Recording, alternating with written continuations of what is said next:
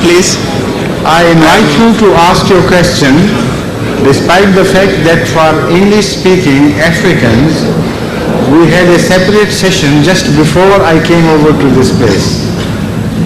And you perhaps either were not informed or you missed it.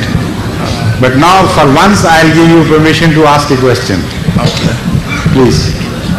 Please, I'm Ahmed Ismail from Ghana, and I would like to know from Islamic point of view if smoking is a sin or not.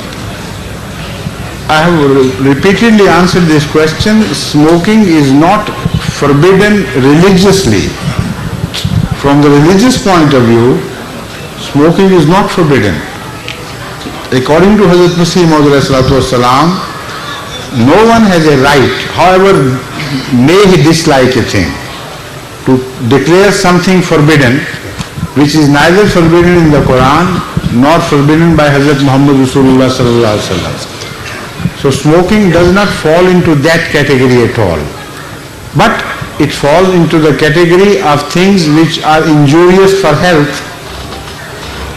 So common sense should be used, and one should try to abstain from everything which is harmful. But those who have become addict, who cannot leave it entirely, you can't say they are criminals in the sight of Allah. They are only harming themselves. Right? Yes, please. Thank you very much.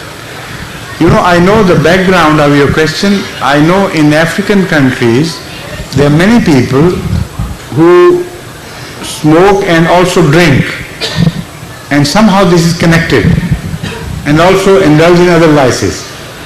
So to stop this, some Ahmadi missionaries in the beginning overemphasized their forbidding smoking, because they knew if they permitted smoking, they would also indulge in other bad things.